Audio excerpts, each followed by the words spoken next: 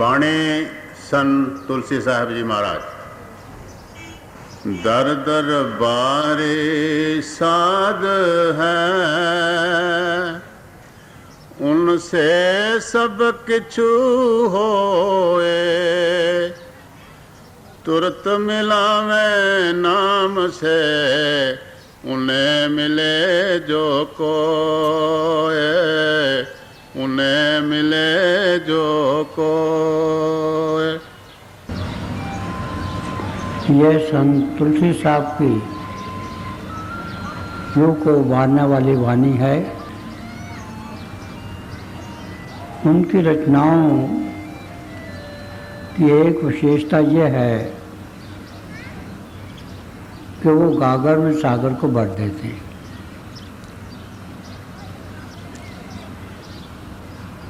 तो एक जब दो पंक्तियों में इतनी बड़ी बात कह जाते हैं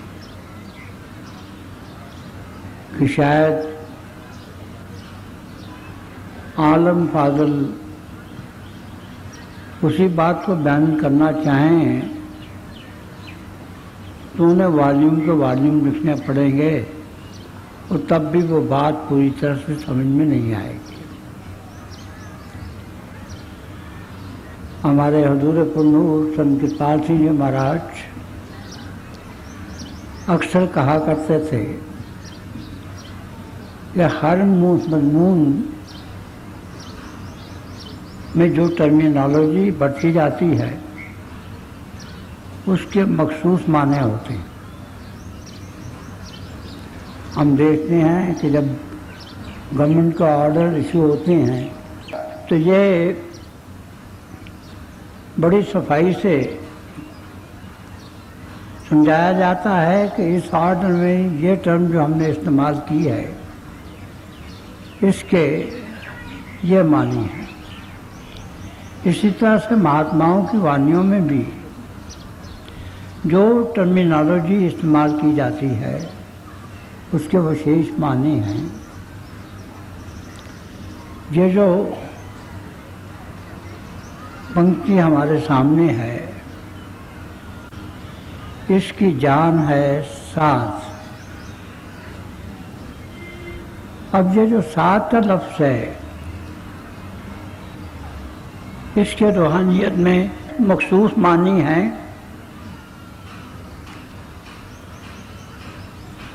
हमारे मुर्शिद आज़म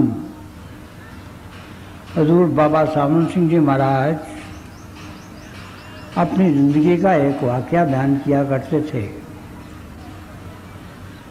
एक दफ़ा उनके पास एक बहुत विद्वान पंडित दर्शनानंद जी महाराज आए और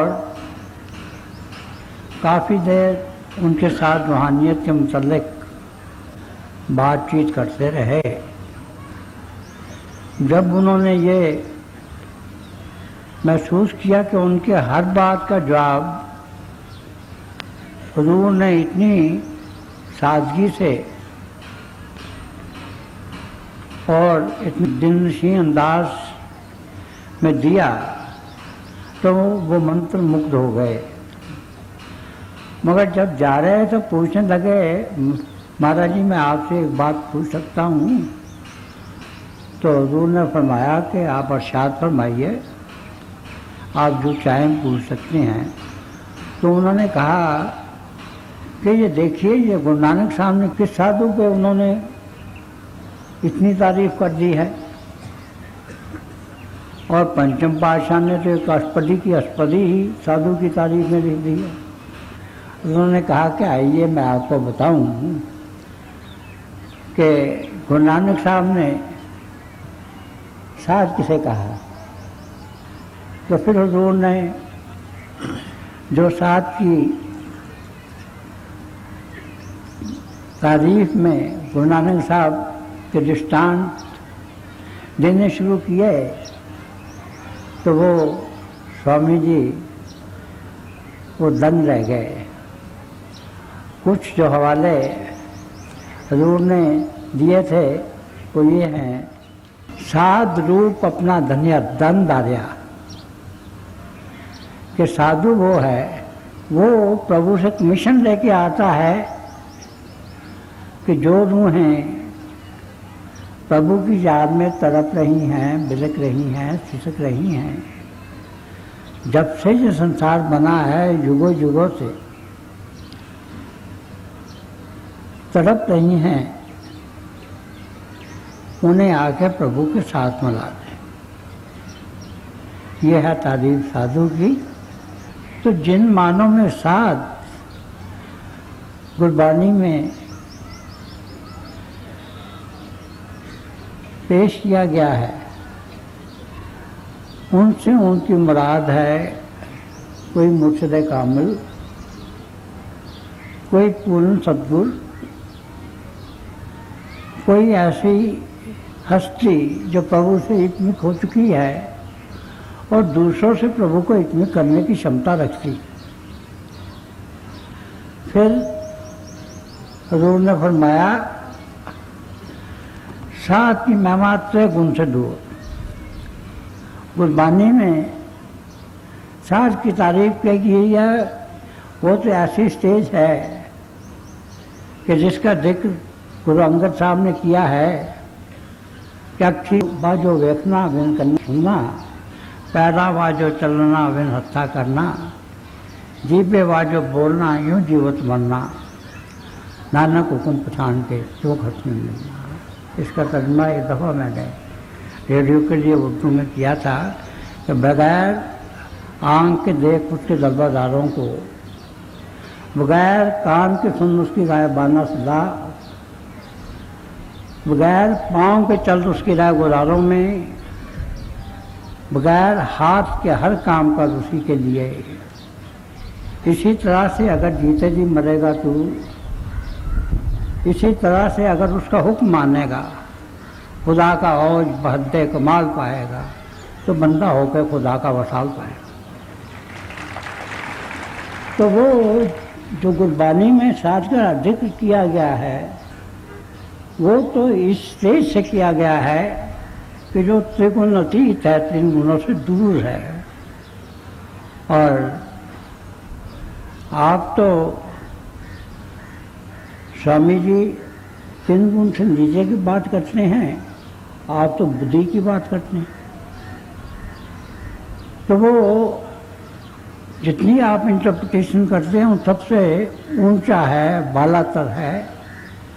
और अगर उसे समझना हो तो आप भी किसी पूर्ण महात्मा की शरण में बैठ के तीन गुण अतीत हो जाइए, तीन गुणों से ऊपर आइए, ऊपर आके ऐसी स्टेज में पहुंचिए कि यहाँ आप कह चुकें सोहंग, और फिर आपको कुछ प्रतीत होगा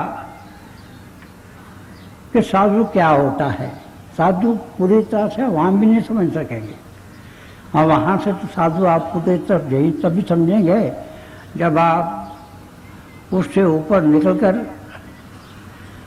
फनाफिल शाह की मंजिल से और सचखंड से गुजर कर जाके फनाफिल्ला हो जाएंगे, प्रभु में मिल जाएंगे। उस स्टेज में जाके आपको समझ आएगी कि साथ की क्या माने। फिर हजूर ने फरमाया कि प्रभु जी बटें साथ की रसना, कि जो संत महात्मा होता है उसकी ज़बान पे खुद प्रभु बैठा होता है। जो बात एक दफ़ा संत महात्मा कह देते हैं, प्रभु का हुक्म हो जाता है और वो हमेशा पूरी होती है। गुफ्ता है वो गुफ्ता है अल्लाह बुअद, गठिया रलकुम में अब्दुल्ला बुअद, या जैसे में आगे ख़त्म की बानी तैसा करी ज्ञान में ला। तो ये है एक साथ की तारीफ। और फिर कहा है कि साथ की महिमा कही न जाए, कि जो असली मायनों में संत है, साथ है, वो तो प्रभु से एक हो चुका है। और हमारी जो बुद्धि है, जो विचार है, जो हमारा, इनमें सफीना है, 3 हदों तक इनमें सफीना है। इस में संत महात्मा की तारीफ नहीं आ सकती। और अगर प्रभु लाभ्याम है तो जो संत महात्मा है वो भी चूँकि प्रभु से एकमिक हो चुका है, इसलिए वो संत की महिमा भी जो है वो लाभ्यान। तो स्वामी दर्शनानंद जी महाराज बिल्कुल चुप हो गए और कहने लगे कि महाराज जी मैं भी ऐसा साथ बन सकता हूँ।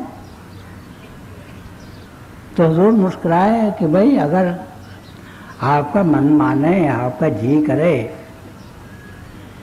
आपके दिल में ख्वाहिश हो, उमंग हो, तरंग हो, तो ये कोई मुश्किल बात नहीं है। आप अभी किसी महापुरुष, किसी पूर्ण हस्ती, किसी मुर्शिद कामिल के चरणों में बैठोगे तो आप खुद इस सत्य को हासिल कर सकते हैं। तो इसके बाद उन्होंने हुजूर की दया और मेरे से नाम ले दिया और इस रास्ते पे उन्होंने सफ़र करना शुरू कर दिया। तो ये मैंने बात इसलिए बताई है कि गुरबानी में बार बार साथ का लफ्ज़ आता है और मेरे बहुत से भाई उसका जो असली मानी है उसे नहीं समझते हैं, उसके असली मफ़हूम को। वो कई दफ़ा हैरत होती है कि ये साथ और प्रभु एक कैसे हो सकते हैं। तो भाई एक हो सकते हैं, एक हैं। वही जब प्रभु इंसानी तौर पे काम करता है तो उसे साथ कहते हैं, संत कहते हैं। ये अपनी अपनी टर्मिनोलॉजी की बात है। दर दरबारे साध है, उनसे सब किछु होए। आप ये कह रहे हैं कि भाई जिस हस्ती को हम साथ कहते हैं वो प्रभु के किसी पूर्ण महापुरुष के दरबारी हैं। हम आप देखते हैं कि शहंशाहों के दरबार होते हैं और उनमें वही मखसूस इंसान होते हैं जिन्हें कि शहंशाह या राजा खुद चाहता है और जो बड़े गुणवान होते हैं। तो ये जो संत होते हैं ये प्रभु के बहुत करीब होते हैं और करीब भी इस तरह से होते हैं कि जैसे सूफी ने कहा है कि बंदगान खुदा खुदा न बाशन लेकिन ये खुदा जुदा न बाशन। इतने करीब होते हैं कि ये खुद प्रभु होते हैं। तो मन खुदारा आशकारा दीदा और दर सूरत इंसान खुदारा दीदा। तो ये जो करना चाहे कर लेते हैं क्योंकि प्रभु परमात्मा इन्हें अपनी पूरी ताकत देकर, इन्हें कमीशन देकर इस संसार में भेजता है। तो नामुमकिन का जो लफ्ज़ है वो जहाँ तक संतों का तल्लुक है, साधुओं का तल्लुक है असली मानों में, वो उनकी डिक्शनरी में नहीं है। वो तो पूरी ताकत रखते हैं, वो तो ऑमनीपोटेंट होते हैं, आमनी प्रेजेंट होते हैं,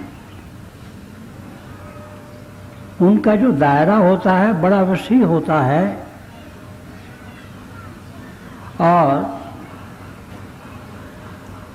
वो बहुत दूर तक अपनी दया के सहारे अपने मानने वालों को जिस्म और जिस्मानियत से ऊपर ले जाते हैं और प्रभु तक पहुंचा देते हैं। तो इसीलिए वो कहते हैं कि जो ये हमें इंसानी जिंदगी मिली है, ये सबसे बड़ी जिंदगी है, सबसे बड़ी जूनी है। इसे नन्नारायणी दे कहा जाता है, अशरफुल मखलूकात कहा जाता है, crown and roof of creation कहा जाता है, क्योंकि इसी जिंदगी में ही हमारी आत्मा और परमात्मा का मिलाप होता है। यहाँ तक हमारे ग्रंथों में कहा गया है कि जब इंसान को पैदा किया गया तो फरिश्तों पर भी ये हुक्म सादर हुआ कि वो इंसान को सजदा करे, क्योंकि अगर फरिश्तों या देवी देवताओं को भी ये मंजूर हो कि वो जाके प्रभु में लीन हो जाए तो उन्हें भी इंसानी जश्न में आना पड़ता है। और इंसानी जो जिस्म है, इस का सबसे बड़ा ध्येय ये है कि वो अपने आप को जाने और प्रभु को पहचाने, खुद शनासी और खुदा शनासी, self knowledge and God realisation. हमारे हजूर पुनूर अक्सर कहा करते थे कि वी आर थ्राइस ब्लेस्ड, कि हमें 3 नेमतें अता हुई हैं। पहली नेमत तो यह है कि हमें इंसानी जिस्म मिला है। हम 84 लाख जियाजून में से गुजर कर इस दुनिया में आए हैं कि जहाँ से हम जाके प्रभु में लीन हो रखते हैं और हमेशा के लिए सरशार, सरमस्त, खुश हो सकते हैं और हमेशा की खुशी पा सकते हैं। दूसरी, हम पे कृपा सतगुरु ये करता है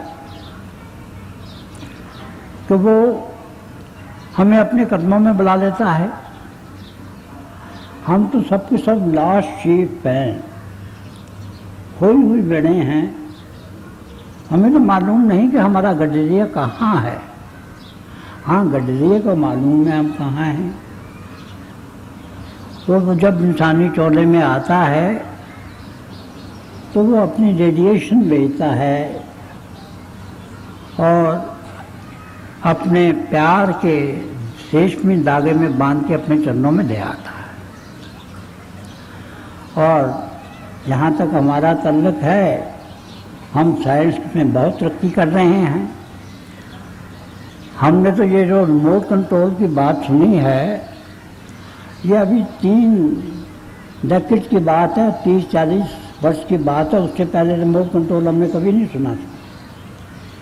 मगर जो संत महात्मा हैं वो तो आज से, जब से ये संसार बना है, रिमोट कंट्रोल प्रैक्टिस करते रहे हैं। क्यों? सतगुरु मुर्शिद कामिल दिल्ली में बैठे हैं, मगर वो अपने उन शिष्यों की जो अफ्रीका में हैं, अमेरिका में हैं, टंडरा में हैं, आर्कटिक में हैं या अंटार्कटिक में हैं, उन सबको संभाल कर रहे हैं। उनका ये जो रिमोट कंट्रोल का सिस्टम है, ये तो बड़ा अजीब है। तो वो जब चाहें उन्हें अपने कदमों में ले आते हैं। तो इसी तरह से जो संत सतगुरु होते हैं, जिन्हें साध कहा जाता है गुरबाणी में, वो दूसरी नेमत ये करते हैं कि हम जहाँ भी हों, जितने भी दूर हों, हमें अपने प्यार के धागे में बांधकर अपने रेडिएशन के घेरे में लेकर अपने कदमों में ले आते हैं। मुझे याद है कि जब हमारे मुर्शिद आज़म अपने जिस्मानी चोले को छोड़कर ज्योति जो समा गए, तो मैं उससे दूसरे दिन दिल्ली से डेरा बाबा जयमल सिंह में पहुंचा। फूल उठाने की रस्म थी, वो की गई। उसके बाद हुज़ूर पुरनूर ने मुझे यह हुक्म दिया कि मैं जाके डेरे के रिकॉर्ड से चेक करूँ कि कितने आदमियों को हुज़ूर ने नाम दिया है। तो मैं वहाँ गया, वहाँ मैंने रिकॉर्ड देखे तो 1,25,376 आदमियों को हुज़ूर ने नामदान दिया, रिकॉर्ड किया। और आके जब मैंने ये इन्फॉर्मेशन हुज़ूर पुरनूर को दी तो वो फरमाने लगे मुस्कुरा के कि बदर्शी, ये तो नंबर उनका है कि जिन्हें उन्होंने अपनी मुबारक ज़ुबान से नामदान दिया है और जो रिकॉर्ड हुआ है, बहुत सा रिकॉर्ड भी नहीं हुआ, मगर वो नंबर कि जिन्हें उन्होंने अपने थॉट ट्रांसफरेंस से या अपनी नज़र करम से नामदान बख्शा है, उसका नंबर तो इससे कहीं ज़्यादा है। और फिर फरमाने लगे कि भाई तुम्हें पता है नामदान क्या होता है? तो मैं तो खामोश हो गया, क्योंकि मैं सब जानना चाहता था। कहने लगे भाई नाम जो है वो तवज्जो को कहते हैं। जिस इंसान पे, जिस चरिंद पे, जिस परिंद पे, जिस हैवान पे, जिस कीड़ा मकोड़े पे, जिस पेड़ पे, पत्ते पे, कली पे, जिस नबातात की चीज़ पे मुर्शिद कामिल की नज़र पड़ती है, उसे नामदान मिल जाता है। अगर वो इंसान है तो उसी जन्म में गुरु उसे अपने जन्म में पहुँचा देता है, और अगर किसी छोटी जून में है तो एक जन्म इंसान का देके उसे अपने निज जन्म में पहुँचा देता है। तो जो एक संत महात्मा की रहमत का दायरा है वो बड़ा वसी है। रिमोट कंट्रोल तो सिर्फ हमारे ऐसी जो मटीरियल आउटर स्पेस है इसी में ही काम कर सकता है ना, वो वहाँ भी जाके बहुत जगह पे नहीं कर सकता अभी। मगर जो गुरु का रिमोट कंट्रोल है वो तो खंडों ब्रह्मंडों पे काम करता है, यहाँ से लेकर सचखंड तक, स्थूल में ही नहीं, और सूक्ष्म देश में, कारण देश में, पार ब्रह्म में, सचखंड में, और उसके ऊपर जाके अनामी तक काम करता है। तो दूसरी जो बरकत होती है वो ये होती है कि वो अपनी रेडिएशन से, अपने रिमोट कंट्रोल कैरियर से हमें अपने चरणों में बुला लेता है। वो अपना काम, अपनी बख्शिश को दोनों हाथों से लुटाने से ही रखता है। वो हमारे गुनाहों की तरफ नहीं देखता, हमें अपने चरणों में बिठा देता है, उठा के नामदान बख्श देता है और जीते जी मरने की विद्या सिखा देता है। क्योंकि असल में अगर हमने लाफानी होना है, जावेदानी होना है, इटर्नल होना है, इमॉर्टल होना है, तो हमें एक ही विद्या सीखनी पड़ती है, और यह है जीते जी मरने की विद्या।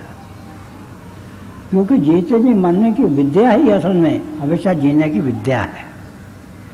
तो ये तीसरी नेमत वो देता है, और जब वो हमें नामदान देता है तो आजकल तो बख्शिश उनकी अपार हो रही है। पहले ज़माने में एक नाम दिया जाता था, जब शिष्य झगड़े खा खा के मेहनत कर कर के वो एक मंजिल पे पहुंचता था तो फिर दूसरा नाम दिया जाता था दूसरी मंजिल का, और इस तरह से कईयों को कई अपने जन्म लग जाते थे अपनी मंजिल मकसूद पे पहुंचने के लिए। मगर अब तो पहले ही दिन वो अपने सामने बिठा के नामदान दे के जाति तजुर्बा करा देता है, श्रुति का और ज्योति का, लाइट ऑफ गॉड का and music of the spirits का। इसे इन दोनों चीज़ों को नाम कहा जाता है मिला के, और दुनिया के हर मज़हब में अपनी अपनी ज़बानदानी में इसकी महिमा की गई है। तो ये तीसरी जो देता है हमें नेमत, वो है नामदान। और इसी नेमत के ज़रिए ही हम अपने गुरु की छत्र छाया में रहकर जिस्म और जिस्मानियत से ऊपर आते हैं। चाँद, सितारों, सूर्य मंडलों से गुजरते हैं। गुरु के जो रेडियंट फॉर्म है उसकी, रेस्प्लेंडेंट फॉर्म है उसके दर्शन करते हैं, उसके दिव्य स्वरूप के दर्शन करते हैं, और फिर अपनी छत्र छाया में वो हमें सूक्ष्म और कारण देशों में से ऊपर ले जाता है, और वहाँ पे जाके हमें अमृतसर से, जैसा चश्मा एक अवसर थे, या जैसे fountain of the water of life कहते हैं, या मानसरोवर कहते हैं, वहाँ से अमृत हासिल होता है। तो माइंड, मैटर एंड इल्यूजन के, मोह माया के 25 प्रकृति के जितने भी गिलाफ हैं ये सारे उतर जाते हैं। हमारी आत्मा निरोल हो जाती है, और वो क्या उठती है, सोहम, कि जैसा तू है वैसा ही मैं हूँ। और फिर वो अपनी दया से अपने प्रोटेक्टिव विंग के नीचे ही हमें और जो सुपर कॉन्शियसनेस की या हायर कॉन्शियसनेस की स्टेजेस हैं उनमें से गुजारता है, और पहले हम जाके गुरु में लीन हो जाते हैं, निजगत में पहुंच जाते हैं, सचखंड में पहुंच जाते हैं, और फिर आखिर में वो उस स्टेज पे हमें ले जाता है कि जहाँ हम जाके प्रभु में लीन हो जाते हैं। अलग अगम की मंजिल से गुजरता कनामी की मंजिल में पहुँच जाते हैं, और वहीं जाके ही हम अब माइक्रो गॉड्स हैं।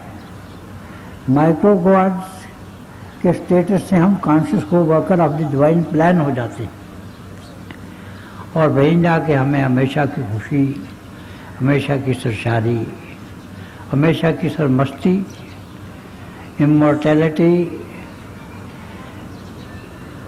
लाफानी पोजीशन जो है, जावेदानी जो स्टेटस है वो हासिल हो जाता है, और वहीं पे जाके हमें पूर्ण मुक्ति का सेलिब्रेशन मिलती है, और 83 लाख याजून के चक्रव्यूह से हम बहुत ऊपर हो जाते हैं, और हम हमेशा हमेशा के लिए अपने महबूब से, अपने क्रिएटर से मिल जाते हैं, और ये जो इंसानी ज़िंदगी का सबसे बड़ा ध्येय है हमारा वो पूरा हो जाता है।